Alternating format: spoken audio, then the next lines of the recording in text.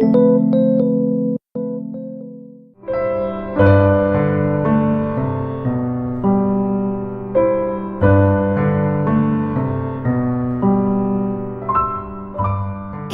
kita bicara masalah penyebab jerawat itu sangat-sangat kompleks karena jerawat disebabkan oleh banyak sekali faktor.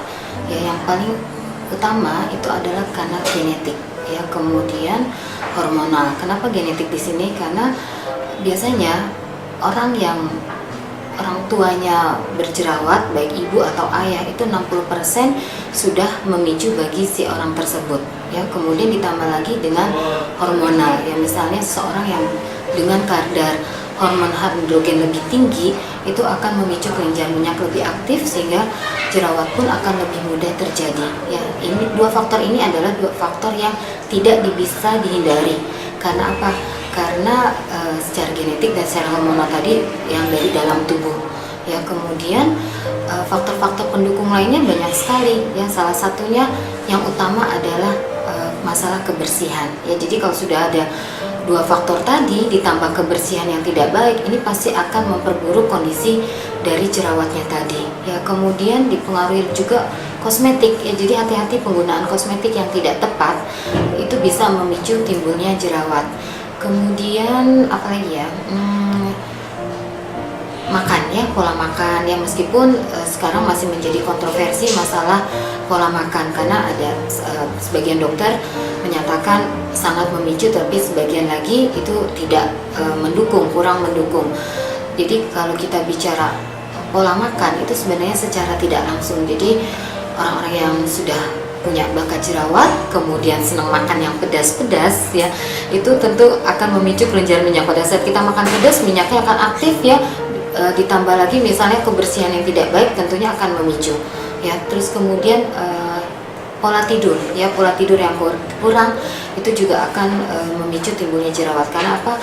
Karena kulit kita perlu istirahat, ya, perlu istirahat pada malam hari dengan waktu sekitar 6-8 jam. Nah, ini kalau kurang dipenuhi akan membuat kita jadi stres terus, karena pada saat tidur sebenarnya kulit kita itu sangat baik memberikan nutrisi, ya, memberikan nutrisi. Jadi kalau ini tidak dimanfaatkan dengan baik, tentunya jerawat akan mudah terpicu juga. Kemudian faktor-faktor lain adalah lifestyle yang tidak sehat, misalnya merokok, ya, kemudian minum minuman keras, ya, kemudian radikal bebas, ya, yang banyak sekali dari asap rokok, ditambah lagi radikal bebas dari polusi udara, dari sinar matahari, yaitu akan juga menjadi salah satu penyebab. Itu adalah penyebab jerawat yang harus kita antisipasi. Jadi tidak kita bisa hanya lihat dari satu faktor saja, tidak, ya. Terutama digarisbawahi lagi untuk yang mempunyai genetik, ya, itu harus faktor-faktor tadi harus lebih diperhatikan.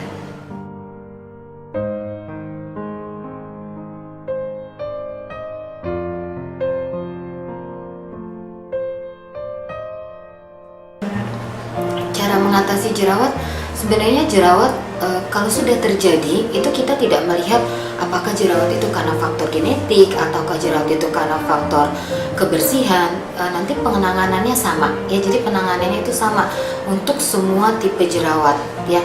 Yang pertama kita harus bedakan dulu jerawatnya itu masuk jenis yang mana, ya. Jadi kalau kita bisa lihat jerawat itu ada beberapa tipe, ya. Dari tipe yang paling ringan itu adalah tipe papul, ya. Jadi dia hanya berupa seperti komedo saja, ya. Jadi hanya komedo, entah itu blackhead, entah itu whitehead. Kemudian dia akan berkembang kalau tidak diatasi dengan baik, mungkin bisa berkembang menjadi yang tipe pustul. Nah, di sini sudah terjadi proses inflamasi, sudah terjadi proses peradangan, biasanya jerawatnya sudah ada nanahnya, ya.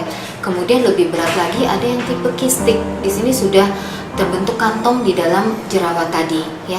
Kemudian lebih parah lagi itu ada yang tipe yang namanya tipe conglobata. Nah, ini yang paling sebaiknya kita hindari karena bekasnya nanti itu akan tidak baiklah secara estetika, karena akan menimbulkan lubang-lubang, kemudian menimbulkan noda-noda hitam, ya. Nah, penanganannya nanti tergantung dari tipe jerawatnya. Kalau yang tipe yang papul, yang ringan, itu bisa kita hanya menggunakan terapi yang sifatnya topikal, jadi yang dioles-oles di jerawatnya saja, yaitu dengan bahan-bahan yang bersifat komedolitik ya, misalnya sulfur, resorsinol ya dan sebagainya. Nanti mungkin Ibu Adit akan lebih banyak bicara di sini. Kemudian kalau untuk yang tipe pustul ini pun nanti terapinya bisa combine ya dengan topikal maupun dengan yang diminum ya dengan sistemik, tergantung dari seberapa parah dari tipe yang pustul ini ya. Kemudian kalau untuk yang tipe yang kistik dan tipe yang konglobata ini pasti sudah harus menggunakan terapi kombinasi baik secara topikal maupun secara oral seperti itu.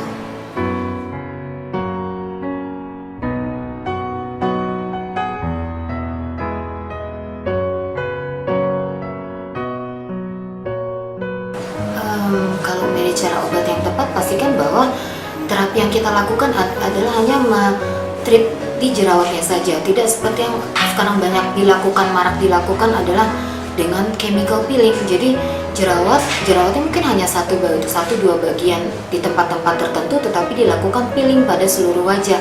Nah ini malah akan memperburuk kondisi kulit secara keseluruhan. Jadi kalau bicara baik atau tidak ya, terapinya cukup kita lakukan pada daerah-daerah yang ada lesi-lesi jerawatnya dengan obat-obat jerawat yang baik tentunya ya, yang tepat.